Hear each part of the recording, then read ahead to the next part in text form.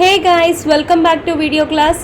మనం లాస్ట్ వీడియోలో winding up procedure, అందులో మనం కంపల్సరీ వైండింగ్ అప్ ప్రొసీజర్ చూసాం. వైండింగ్ అప్ 2 వేస్లో చేయొచ్చు. మనకి కంపల్సరీ వైండింగ్ అప్ ఉంటుంది, వాలంటరీ వైండింగ్ అప్ ఉంటుంది. కంపల్సరీ అంటే కంపెనీ పర్ఫామ్ చేయలేకపోతుంది లేదా ఏదైనా ఫ్రాడ్యులెంట్ యాక్టివిటీ చేసింది. So in such cases company వాళ్ళు కాకుండా ఒక third party body, out side body involve అయ్యి ఇన్వెస్టిగేట్ చేసి ఒక లిక్విడేటర్ని హైర్ చేసుకొని ఆ లిక్విడేటర్ ద్వారా కంపెనీని క్లోజ్ చేయించేస్తారు.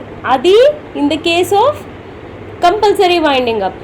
కానీ వాలంటరీ వైండింగ్ అప్ అంటే ఏంటి? వాలంటరీగా అంటేనే ఆ కంపెనీ ఓనర్స్ లేదా ఆ కంపెనీలో ఇన్వెస్ట్ చేసిన వాళ్ళు లేదా ఆ కంపెనీకి అప్పు ఇచ్చిన వాళ్ళు, ఓకే, వాళ్ళంతల వాళ్ళు వచ్చి కంపెనీని క్లోజ్ చేయమని అడగటం. జనరల్గా ఎలాంటి సిచ్యువేషన్స్లో ఆ డెసిషన్ తీసుకుంటారు? కంపెనీ పర్ఫామ్ చేయలేకపోతే, ఎన్ని బిజినెస్ సైకిల్స్ అయినా కూడా కంపెనీ గ్రోత్ అనేది అసలు చూడకపోతే, లేదా కంపెనీని క్లోజ్ చేసి కొత్త కంపెనీ స్టార్ట్ చేయాలి అనుకున్నప్పుడు, ఓకే, అమాల్గమేషన్స్ జరిగినప్పుడు. అమాల్గమేషన్స్ అంటే ఒక కంపెనీ ఇంకో కంపెనీ కలిసి ఇంకేదో ఒక కొత్త కంపెనీ స్టార్ట్ చేయటం, okay. In such situations company close చేయాలనుకుంటారు. సో దాన్ని వాలంటరీ వైండింగ్ అప్ అంటాము. అది ఎవరు క్రెడిట్ చేస్తారంట, ఎవరు ఆ రిక్వెస్ట్ పెడతారంట అపీల్ అంటే మనకి క్రెడిటర్స్ కానీ మెంబర్స్ ఆఫ్ ద కంపెనీ కానీ, అంటే షేర్ హోల్డర్స్ కానీ, ఓకే, క్రెడిటర్స్ కానీ ఇన్వెస్టర్స్ కానీ మనకి ఇలా వాలంటరీ వైండ్ అప్ చేయమని కంపెనీని అడిగే అవకాశం ఉంటుంది. It is further classified as members voluntary winding up and creditors voluntary winding up. So అందుకే మనకు వాలంటరీ వైండింగ్ అప్ 2 types అనమాట. When it is done by creditors, it is creditors winding up. When it is done by members, it is members winding up. Okay. Companies Act 2013 explains about voluntary winding up which takes place after the acceptance of members and creditors. So ఇది జరగడానికి ఎవరి acceptance మనకు కావాలి? Members the and creditors acceptance కావాలి. In order to have voluntary winding up, an appropriate resolution must be passed by the members, and the creditors of 2/3 value must be give their approval to such resolution. So creditors members అనే వాళ్ళు దానికి వాళ్ళ approval ఇవ్వాలి. ఇప్పుడు 3 portions of creditors and members ఉంటే అందులో minimum 2 portions దానికి సపోర్టివ్గా ఉండాలి, అపోజిషన్లో కాదు. మా కంపెనీ క్లోజ్ చేయాలనుకుంటున్నాము అని అనుకున్నప్పుడే, మనకు ఆ రిజల్యూషన్ పాస్ అయినప్పుడే ఈ వైండింగ్ అప్ ప్రొసీజర్ అనేది స్టార్ట్ అవుతుంది. The company cannot proceed for voluntary winding up unless it gets an approval from the creditors. So మన కంపెనీకి అప్పిచ్చిన వాళ్ళు ఉంటారు కదా, సో ఆ అప్పిచ్చిన వాళ్ళు 100% లేదా మ్యాక్సిమం సపోర్ట్ వైండప్ చేయడానికి ఇవ్వకపోతే కంపెనీ అనేది వైండప్ చేయరు. Hence companies act 2013 eliminated voluntary winding up, eliminated the variation between the members and creditors voluntary winding up. So మనం ఇక్కడ 2 types అనుకున్నాం కదా, మెంబర్స్ చేస్తే మెంబర్స్ వైండింగ్ అప్, క్రెడిటర్స్ చేస్తే క్రెడిటర్స్. కానీ ఇక్కడ క్రెడిటర్స్కే పెద్ద పీట వేశారు, క్రెడిటర్స్కే ఇంపార్టెన్స్ ఎక్కువ 2013 యాక్ట్లో. ఎందుకు? They are the people who lend us money. వాళ్ళ మనీ మనకి లోన్గా అప్పుగా ఇస్తారు. సో వాళ్ళకి మనం పే బ్యాక్ చేయకపోతే they will be at loss. So maximum importance ఎవరికి అంటే క్రెడిటర్స్కే అనమాట, okay.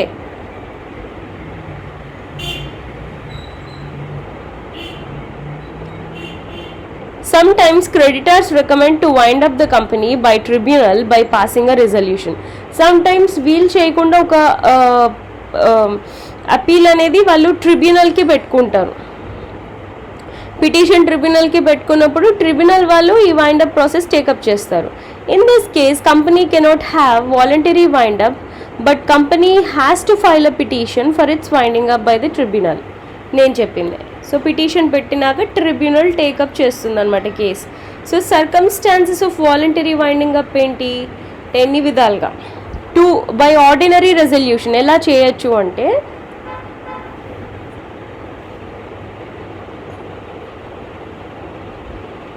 sometimes the article of the company fixes the period for the duration of the company or provides that the company shall be dissolved on the occurrence of some event.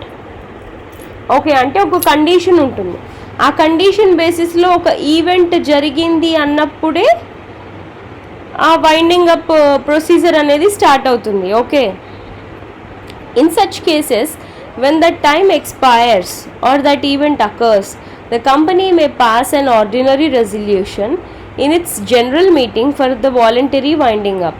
So అలా ఏది జరగట్లేదు, time అనేది expire అయిపోయింది.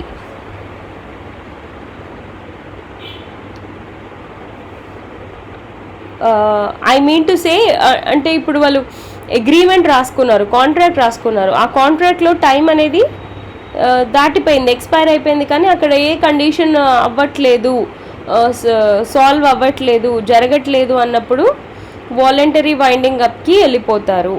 Okay, by special resolution అంటే ఏంటి మరి, the company may at any time pass a special resolution that the company be wound up voluntarily.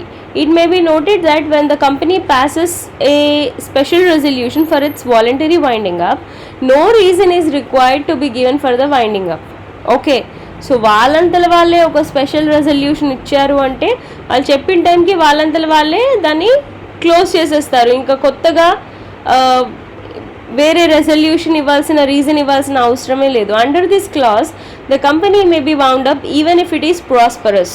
So ఎప్పుడైతే ఈ స్పెషల్ రెజల్యూషన్ పాస్ చేసి ఉంటారో కంపెనీ వాళ్ళు, ఆ టైంకి వాళ్ళు అనుకున్న టైంకి కంపెనీ ప్రాఫిట్స్లో నడుస్తున్నా కూడా వాళ్ళు వైండ్ అప్ చేసేస్తారనమాట. Okay, so that is special resolution. And ordinary resolution అంటే అది కండిషన్, అంటే కండిషన్ సాటిస్ఫై అయిపోయిందా, then we will wind up. ఒకవేళ వాళ్ళు పెట్టుకున్న కండిషన్ సాటిస్ఫై అయ్యే టైం ఎక్స్పైరీ అయినా కూడా they will wind up. Okay, notice by advertisement. Within 14 days of passing of the resolution,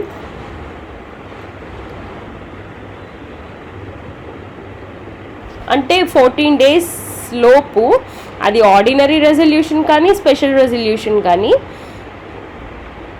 for a voluntary winding up, the company must give a notice of the resolution by advertisement in the official gazette and also in some newspaper circulating in the district where the registered office of the company is situated. So company ఏ లొకేషన్లో అయితే ఉందో ఆ లొకేషన్లో, ఆ district ఏరియాలో, ఆ ప్లేస్లో న్యూస్ పేపర్లో సర్క్యులేట్ అవ్వాలి. News as well as official gazette ఫామ్లో ఒక అడ్వర్టైజ్మెంట్ రూపంలో కూడా పబ్లిష్ చేయాలి. Within 14 days of passing the resolution. ఏంటి, కంపెనీ మూసేస్తున్నారు అనేసి. Okay, so this is the basic introduction of voluntary resolution. Now let us see the legal provisions relating to voluntary winding up అనమాట. So voluntary winding up basic introduction చూసాం కదా. So ఇప్పుడు మనం లీగల్గా, అంటే ఏవే కండిషన్స్ ఉంటే లీగల్గా మనకి వాలంటరీ వైండింగ్ అప్ అనేది జరుగుతుంది, లీగల్ ప్రొవిజన్స్ ఏంటి దానికి. First one, declaration of solvency. When it is proposed to wind up a company voluntarily, then the directors of the company are required to make a declaration about the financial state of the company. So ఎప్పుడైతే మీ company మీరు మూసేయాలనుకుంటున్నారో మీ company financial state ఏంటి అనేది clear report మీరు generate చేయాలి.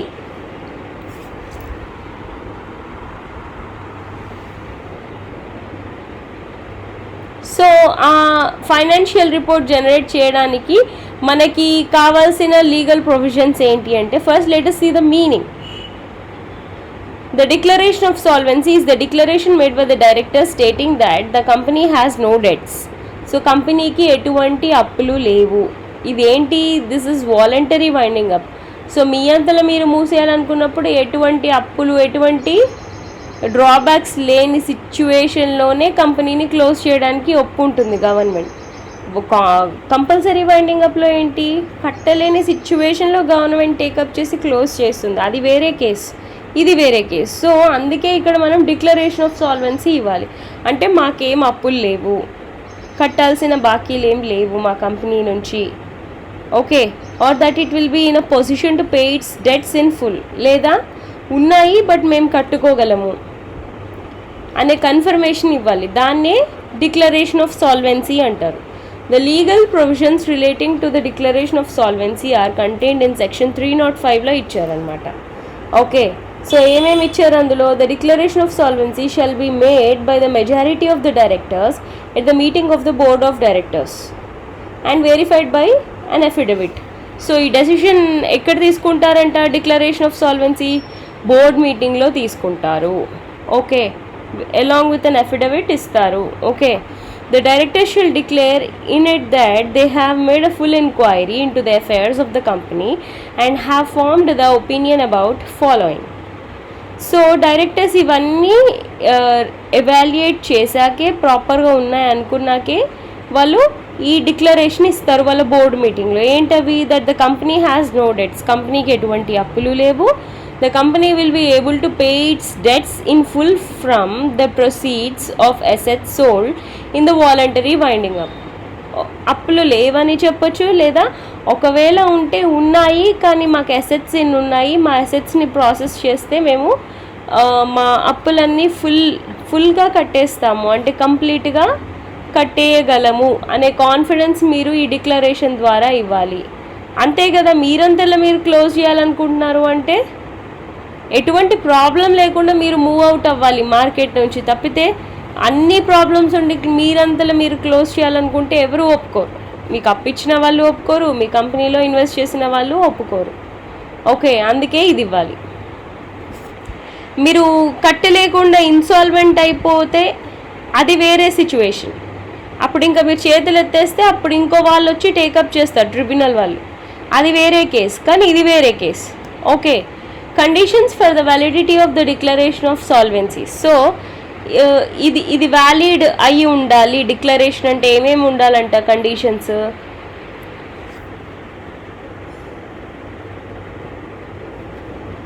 It must contain a declaration that the company is not wound up to defraud any person. So ఎవరి దగ్గర ఏదో అప్పు తప్పించుకోవడానికి కంపెనీ క్లోజ్ చేస్తున్నామని అనటం లేదు అనే కన్ఫర్మేషన్ ఇవ్వాలి. ఇంకేమి ఇవ్వాలి? It must be made with in 5 weeks immediately before the passing of the resolution for winding up and must be delivered to the registrar for registration before that date అనమాట. అంటే 5 weeksలో ఎప్పుడైతే మనం ఇలా అనుకున్నప్పటి నుంచి 5 weeksలో మనం ఈ ప్రాసెస్ అంతా కంప్లీట్ చేయాలి అనమాట. అండ్ అది రిజిస్ట్రార్కి కూడా రిజిస్ట్రేషన్ ప్రాసెస్కి ఇవ్వాలి. ఓకే, వైండింగ్ అప్ డేట్ ముందు. It must be accompanied by a copy of the report of company's auditors on the profit and loss account and the balance sheet of the company prepared up to latest practicable date before making of the declaration. So winding up అనే decision తీసుకునే ముందు మన profit and loss account, మన balance sheets గురించి మన auditor ఒక declaration ఇవ్వాలి.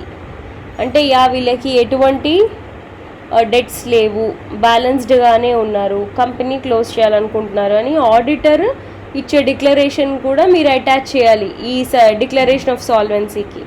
ఇంకేమి అటాచ్ చేయాలంటే it must also contain a statement of the assets and liabilities of the company as at the latest practicable date before the making of the declaration. So మీ దగ్గర ఉన్న ఆస్తులేంటి, మీ దగ్గర ఉన్న అప్పులేంటి, అది కూడా ఒక డాక్యుమెంట్ దీనికి అటాచ్ చేయాలి. ఇంకా లాస్ట్లో ఏం అటాచ్ చేయాలి? It must be accompanied by a report of valuation of the assets of the company prepared by the registered valuer. So మనకి ఒక రిజిస్టర్డ్ వాల్యూయర్ ఉంటారు మన కంపెనీకి. సో వాళ్ళ దగ్గర నుంచి మన అసెట్స్ వాల్యూ ఎంత, ఓకే, అండ్ ఎన్ని అసెట్స్ ఇమీడియట్గా లిక్విడిఫై చేసుకునే పొజిషన్లో ఉన్నాయి, అన్ని అసెట్స్ లిక్విడిఫై చేసుకోవచ్చా చేసుకోలేమా, ఇదంతా ఇన్ఫర్మేషన్ కూడా అటాచ్ చేయాలి. సో ఇన్ని ఇన్ఫర్మేషన్ అటాచ్ చేసి మాకు ఏ అప్పులు లేవు, ఒకవేళ ఉన్నా మేము కంప్లీట్గా మేమే కట్టుకుంటామనే కన్ఫర్మేషన్ ఇస్తే అప్పుడు that will become declaration of solvency. Okay, so ఇదొక లీగల్ రిక్వైర్మెంట్, మనకి లీగల్ ప్రొవిజన్. మనం సాటిస్ఫై చేయాల్సిన provision in order to close our company voluntarily. Okay, then next meeting of creditors.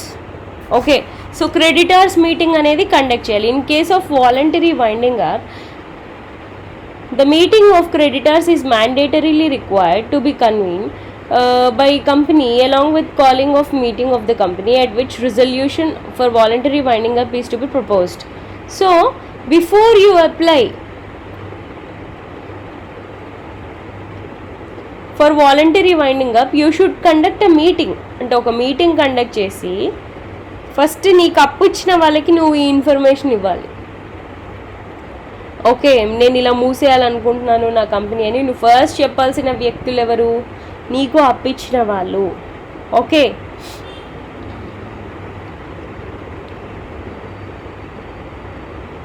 it is to protect the interest of the creditors and to make them aware about the state of the affairs of the company.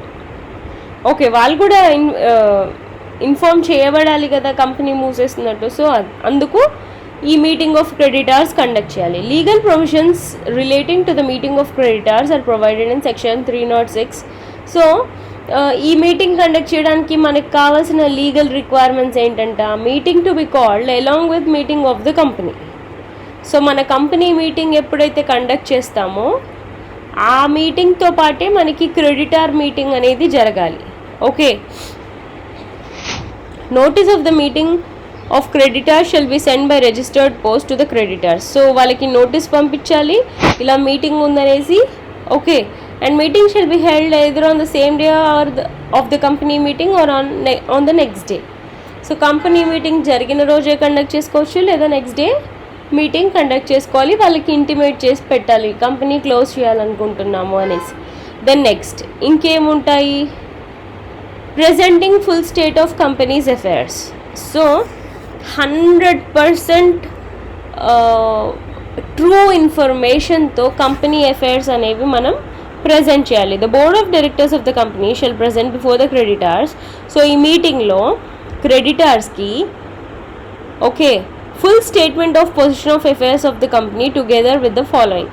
So క్రెడిటార్స్కి complete నా company position ఇది, so మీకు ఈ time వరకు మేము pay back చేస్తాం money. Okay, మీకు pay back చేయడానికి మా దగ్గర ఉన్న అసెట్స్ ఇవి. సో ఈ కంప్లీట్ ఇన్ఫర్మేషన్ అనేది క్రెడిటార్స్కి చెప్పాలి along with a list of creditors of the company if any. So దానికి ఏమేమి అటాచ్ చేయాలంట? All the complete list of creditors, మనకి అప్పిచ్చిన వాళ్ళందరి list, as well as a copy of declaration of solvency. మనం ఇందాక తయారు చేసిన డిక్లరేషన్ ఆఫ్ సాల్వెన్సీ అంటే ఎటువంటి అప్పు లేదు, అప్పు ఉన్నా మేము కట్టుకుంటాము అనే ఆ కన్ఫర్మేషన్ నోట్. దాంతోపాటు estimated amount of claims. Okay, అంటే క్లెయిమ్స్ ఎన్ని ఉన్నాయి, అంటే ఇంకా రావాల్సిన బాకీలు మీకు ఎన్ని ఉన్నాయి, ఇవన్నీ ఒక ఎస్టిమేషన్ వేసి క్రెడిటర్స్కి ఇవ్వాలి. సో దట్ వాళ్ళకి మన కంపెనీ సిచ్యువేషన్ అర్థమవుతుంది, మన కంపెనీ అఫైర్స్ 100% అర్థమవుతాయి వాళ్ళకి. The board of directors shall appoint one of the directors to preside at the meeting. So board of directors నుంచి ఒకరిని ఎలెక్ట్ చేసుకొని వాళ్ళు ఇది ట్యాకిల్ చేయడానికి ఎన్నుకుంటారు. Okay, next opinion of creditors by special resolution. Okay, so sometimes voluntary winding అప్లో క్రెడిటర్సే special resolution ద్వారా క్లోజ్ చేయాలనుకుంటున్నారనుకోండి కంపెనీని. The creditors may within 2/3 in the value of the creditors of the company from their opinion as under. So majority అనమాట, 2/3 అంటే 3 partsలో 2 parts. Majority of creditors దానికి support చేయాలి. ఎలా? Favouring voluntary winding up, favouring winding up by tribunal. Okay, so when they form the opinion that it is in the interest of all the parties that the company be wound up voluntarily, then the company shall be wound up voluntarily. So ఈ 2/3 people లేదనుకుంటే ఇలా చేద్దాం అనుకుంటే ఇలా చేస్తారు, లేదా ఇలా చేద్దాం అనుకుంటే ఇలా చేస్తారనమాట. అంటే వాళ్ళంతలో వాళ్ళే చేస్తారు, లేదా ట్రిబ్యునల్కి వెళ్ళి పిటిషన్ పెట్టి అప్లై చేస్తారు వాలంటరీగా వైండ్ అప్ చేయమని. ఓకే, దెన్ నెక్స్ట్ ఏం చేస్తారు? Notice to registrar.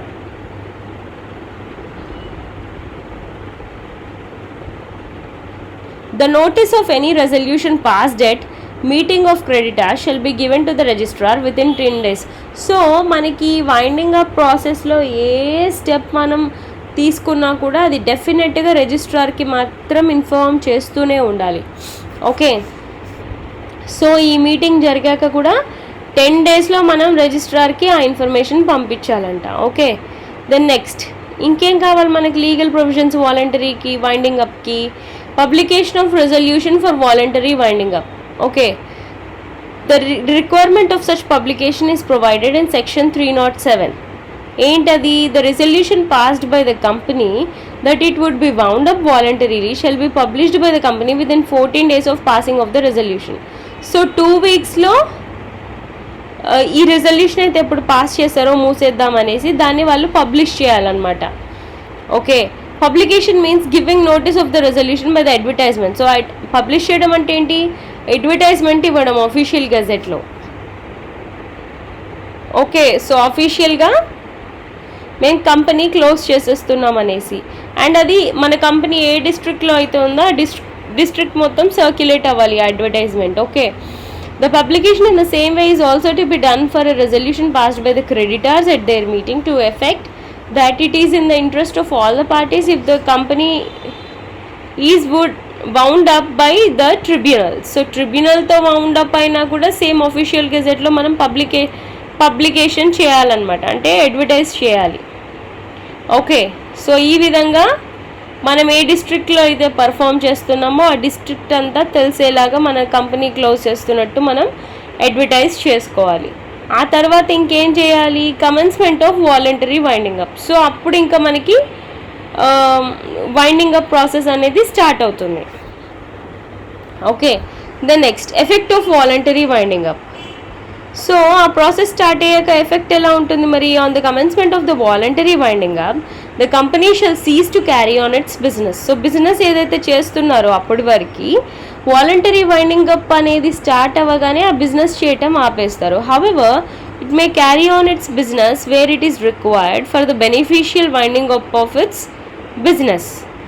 కానీ సమ్టైమ్స్ మనకి వైండింగ్ అప్ అనేది ఇనీషియల్ స్టేజ్. ఫైనల్ స్టేజ్ ఏంటి మనకి? డిజల్యూషన్. సో డిజల్యూషన్ అయ్యేదాకా కొన్ని డిపార్ట్మెంట్స్ ఆఫ్ ఎ కంపెనీ నడవచ్చు అనుకుంటే కొన్ని డిపార్ట్మెంట్స్ వాళ్ళు రన్ చేయొచ్చు. ఓకే, ఎందుకంటే it takes time. Dissolution winding up start అయ్యాక డిజల్యూషన్ అవ్వటానికి చాలా టైం పడుతుంది. కాబట్టి మనకి ఇంపార్టెంట్ డిపార్ట్మెంట్స్ ఏమన్నా ఇవి కంపల్సరీ రన్ అవ్వాలి అనుకున్నవి మీరు రన్ చేయాలన్నమాట, చేసుకోవచ్చు. Okay, it may however be noted that